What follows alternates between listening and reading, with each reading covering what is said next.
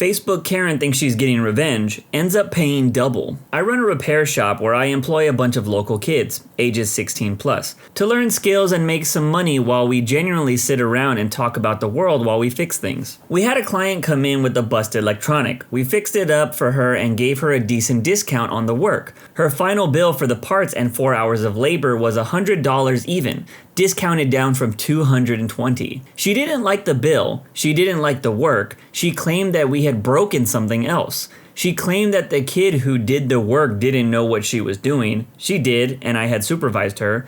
And that the kid who helped her in the front room was rude to her. He wasn't, but she didn't like the little pride flag pin he was wearing. She demanded to see the manager, so I popped out, listened to her tear into my kids, validated how she was feeling, but pointed out that the work she had asked for was done correctly, and her bill was due on pickup of the piece. The last straw came for her when she pulled out a credit card and I had informed her that we don't accept that particular card. She literally asked, "Do you know who I am?" Which I didn't, still don't, and don't care, and I told her that we'd take a personal check. She wrote out a check, problem solved, and got a note from my bank that one had bounced. It was her check, of course. I called her the next day to inform her that her check had been returned for insufficient funds, and that she needed to come in and pay her bill, plus the extra fee for the return check. All of these fees, just to point this out, were clearly outlined on the service agreement she had signed, and that we already discounted her $120 just to be nice. She rolled up into the office carrying a bag, and I knew exactly what was going on. She drops, of course, a bag of pennies on the front desk. She's breathing heavily. We're on the second floor and she's taken the stairs.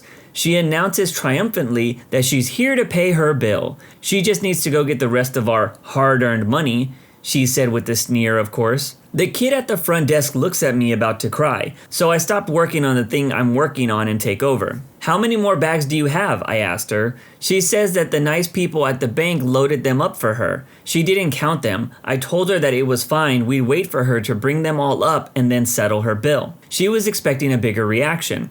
I think either that or she hadn't thought this through. 10,000 pennies plus the extra $25 weighs a lot, and she just committed to carrying them through a parking lot and up a flight of stairs. One of my kids, bless his heart, offered to help her carry them. She refused. Finally, shaking and sweating, she deposited the last bags on the countertop. The pennies were loose, not in coin rolls. She's done some work to prove her point. What she didn't count on was that we needed to count out the pennies. While the other kids took care of the clients and fixed things in the back, the front desk guy and I counted up our pennies. She started to realize that this was going to take a while and tried to leave. I told her that she couldn't leave until we've signed off on her bill, since at this point she was already in violation of her service agreement and had already passed a bad check. We couldn't just take her word for it. And I would inform our local constable if she was to leave without paying. I was kinda talking out of my bum, but she managed to tick me off a little. The other clients in the shop came and went and we counted. The phone calls came in and were handled by my kids, and we counted.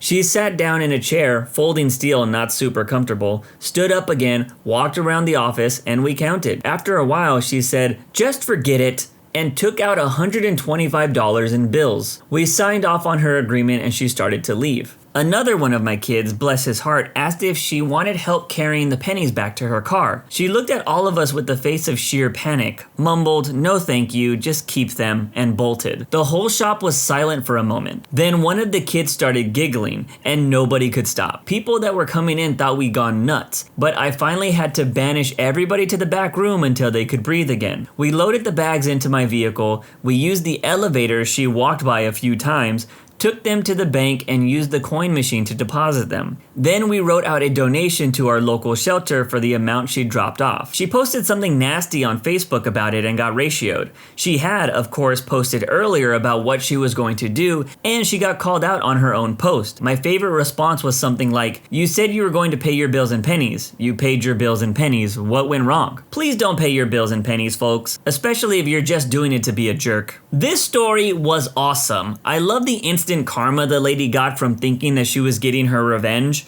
I won't lie, I didn't do this to a business because I do think that is a horrible move, but I did do this to a friend one time. Let's just say it was a fantasy football payout. He was talking a lot of BS and was demanding his money. So I paid him in a box of quarters from the bank. He did say what the freak when I gave it to him, but he also laughed out loud. So it was a good time. I automated my useless boss out of her job. This happened a few years ago. I was a data and reporting analyst and did all the ad HOC reports for the company. My boss, we'll call her Carrie, was useless. She was one of these people that was always late, left early, and took days off on short notice. The only thing of value that she did was all the regular reports, sales, revenue, etc. We suspected that she got away with it because she was having an affair with her boss. We'll call him Stuart. Our CEO was a fairly decent bloke. He would look for ways to cut costs. He would pay regular bonuses for the best cost-saving initiatives. Carrie was very keen to submit ideas and encourage us all to automate our tasks, so she could try and take credit for the savings. On one of her skeeve days, which coincidentally Stuart was sick as well,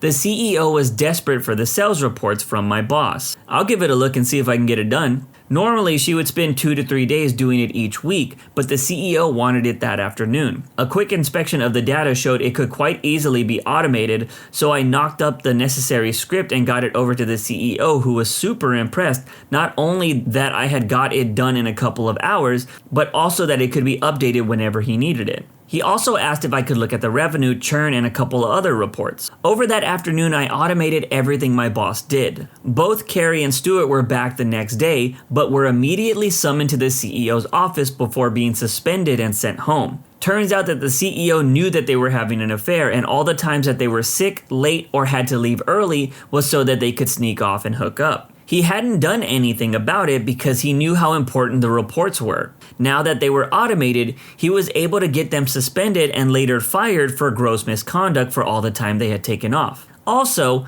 I got a really nice bonus out of it. I love this story. If you've ever been around a workplace affair, you know how obvious they are and always question how management doesn't know or why they haven't done anything. But with stories like this, now you can see why management lets certain things happen. I didn't say you were lying, sir. I said you were mistaken. This happened a few days ago. I wanted to post it the day of, but wasn't feeling well. Anyways, quick preface. The box store I work for has a new process of applying veteran discounts. For those of you who haven't heard, all veterans with smartphones who want their discounts must register their status either on the company website or the app. It requires their names, branch they served in, discharge date, and birthday. When it's done, they get a QR code that gets scanned to apply the discount. The code can't be screenshot as it refreshes randomly every hour, so it can't be shared. Some of us take the time to help the less tech-savvy folks get situated. Trust me, we don't like it either, but we need our jobs more than we need to appease everyone. Thankfully, I've had many appreciative people express their thanks to me for being patient enough to guide them and make it simple. I get the occasional butthead here and there, but I tell them the polite version of, if you don't want to do it, either pay full price or buy it elsewhere. There is no third option. We used to just visually check IDs to make sure everything was valid, but let's just say too many people ruined it for everyone. Namely, certain folks using veteran discounts for their own companies or companies they worked for, which is not allowed as the discount is only for veterans' personal purchases. Some even got hostile when we told them that they can't combine their veteran discount with their rewards account discounts as they're not combinable. In the 2 years I've been at this job, I've seen 2 men get arrested because they got violent with my staff. One almost punched a manager until our secret security guy, who was trying to get him to leave, grabbed him from behind. I never thought hearing a grown man scream from his arm being twisted could be so glorious. Moving on, our competitor, the other box store, gives veteran discounts when the customers show their ID and give their phone numbers. That's going to change soon as the company will also be going to the new method to keep everyone honest. We got plenty of people who scoff at our new veteran discount policy and threaten us by saying that they're going to the other box store instead. My coworkers and I low-key laugh, because that's like telling us there's free food in the break room. One less rude person to deal with, we say. All caught up? Cool. So I was watching self-checkout and went to help an elderly woman buy spray paint. It's an age-restricted item. She was very nice and chatted a bit while I scanned her items for her. I didn't have to, but I just wanted to be polite. Then a heavy-set guy waves me over for help. I excuse myself and tell her to have a great day. I asked the guy how I can help him. He says he wanted to apply his veteran discount, but was having trouble. So I asked what I ask everyone. Have you registered your veteran discount on our site? What? I have my ID right here. He shows it to me. My number is blah blah blah. I explained how the policy changed and what we had to do, but he interrupted me. No, I don't have to do that. Just type in my number like last time. We don't go by the numbers, sir. Other box store does. I can help you register. I didn't have to do that last time. Just do your thing, put my phone number in, and give me my discount. I do it all the time when I come here, so why won't you do it? I swapped my friendly tone for my lukewarm neutral tone. You're mistaken, sir. We've never gone by phone number. We used to check IDs, but then... The freak? You calling me a liar? What the freak is your problem? Me, who is unfazed since there's not a problem here. I didn't say you were lying, sir. I said that you were mistaken. As I said, other box store goes by number. We go by the QR code you get when you register your veteran status online. At this point, Big Guy is raising a stink, using every cuss word imaginable, insulting me, whatever. I already shut off my humanity at this point and just stood there watching this angry ape of a man turn an interesting beet red color. When he was done banging his vocal cords, I said in a slightly kinder voice, I'll get a manager for you. You suck at your job. I bet you don't even know who your manager is. Side note, I've worked a good while at this company, and I love making goodies for my coworkers once in a while to show my appreciation for them. Because of those two things, not only do I know who my manager is, everyone who works in this store knows me. Hard to forget the one nice coworker who brings everyone homemade treats just because. It took no time for a manager to show up since one of the cashiers already called. Manager shows up and asks what's up. Big Guy goes ape mode again, calling me all sorts of rather discolored things, including a liar when I tried to explain the veteran discount thing. Manager tells him that I was correct and that we have never given veteran discounts through phone numbers and that the other store did. Big Guy wasn't having it and dug his heels in deep. I was surprised he didn't fall over. 3 male customers at the other checkout defended me, saying I wasn't rude at all, and the shorter one said he was amazed I stood there and, in his words, took it like a boss while this hulk of a witch roared at me. Not gonna lie, that made me laugh. Big Guy kept calling me a liar. Again, shorter male customer told him, Hombre, she said you were mistaken. That doesn't mean lying. You're the only one making up all the BS right now. We all heard you. The elderly woman I helped blew my mind when she said, You're a butthole for bullying retail workers. They have it hard enough. This girl was nothing less than nice and you pooped all over her kindness. Shame on you. Hearing an old woman cuss will never not be hilarious. Kinda warmed my heart to see strangers sticking up for me. The manager told the customers he didn't appreciate Big Guy harassing his employee and told him to leave. The cherry on top of this whole thing?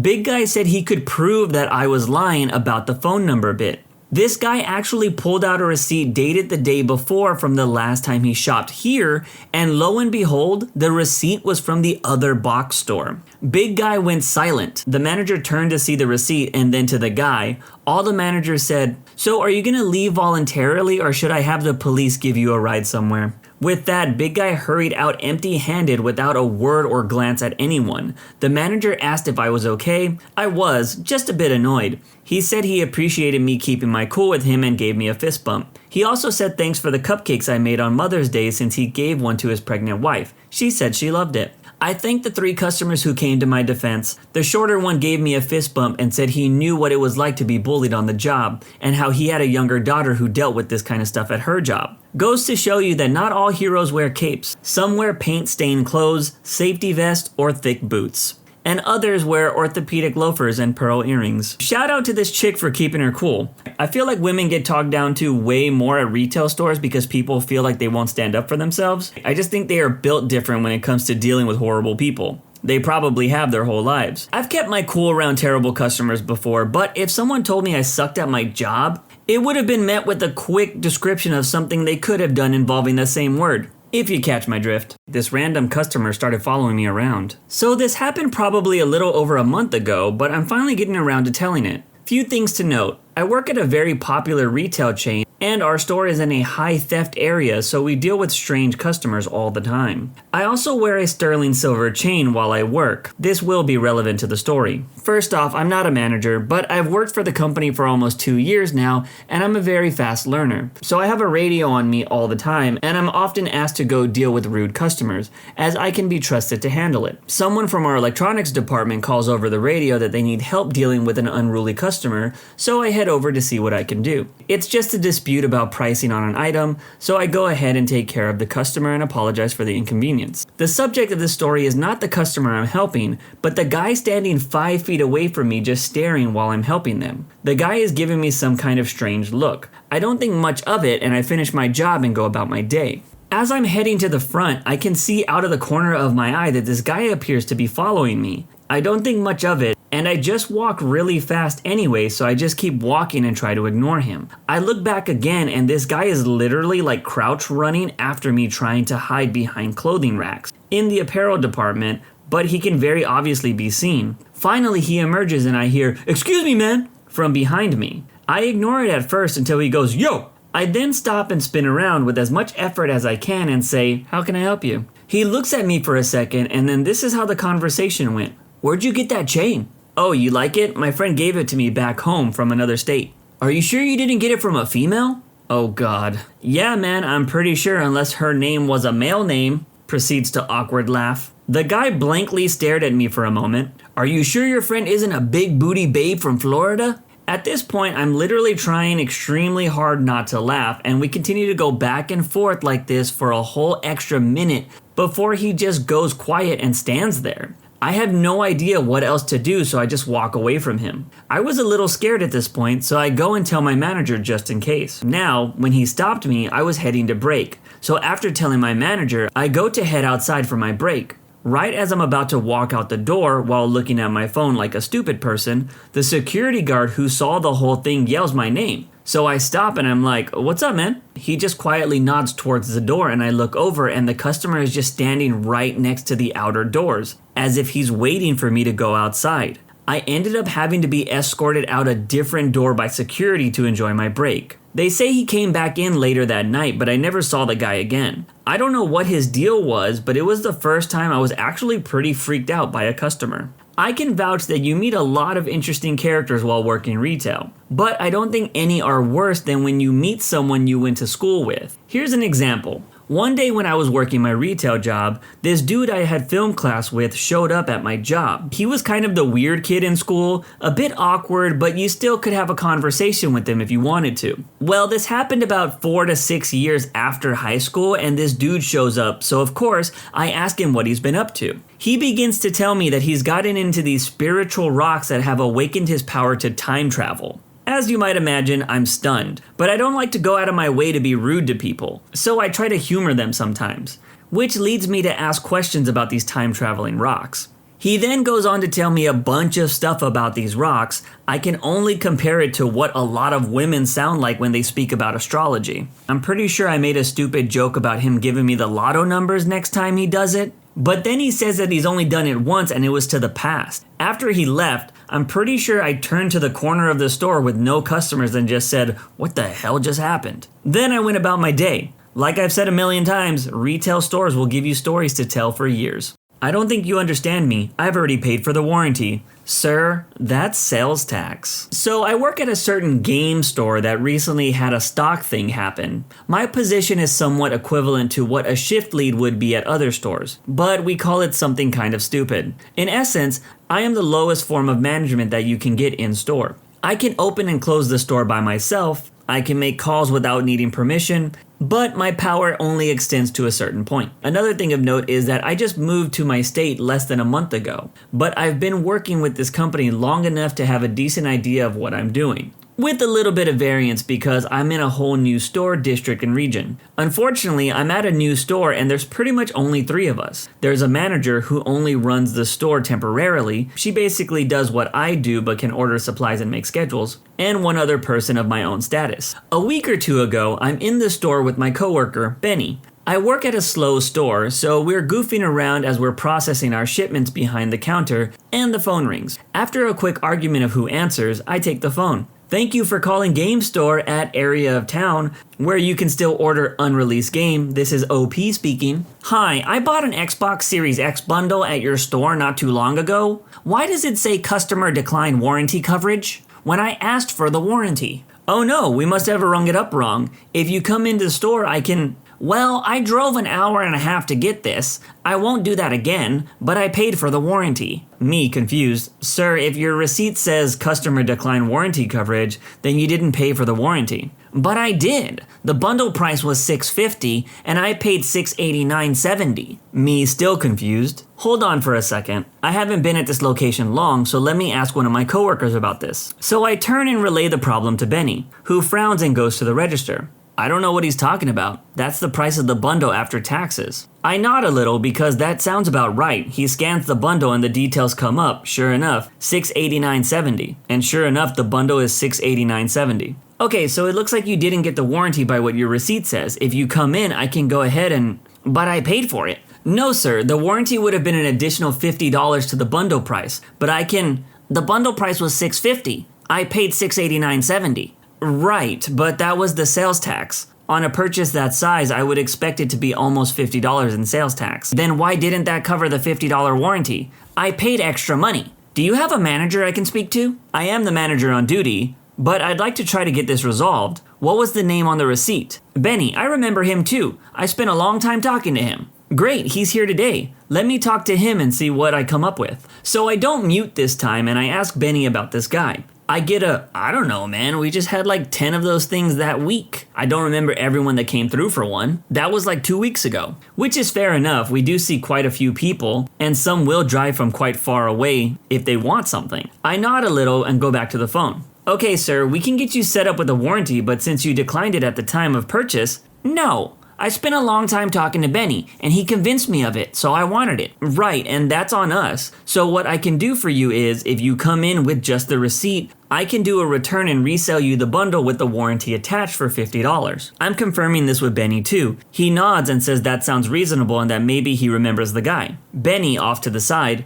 I think I remember talking to someone for a while, but that guy definitely told me no warranty. You know what? You said you were supposed to be a manager, and you've had someone else talking to you. I don't have time for this. Click. I'm at the phone and he hung up. Okay. He calls back a few minutes later and I don't answer the phone. I don't want to talk with this guy again. It rings again a few minutes after that and I hand it to Benny. I don't want to deal with this stuff, I huff. Benny proceeds to have a similar conversation, with the added personal touch of the customer trying to make Benny feel guilty that he doesn't remember him.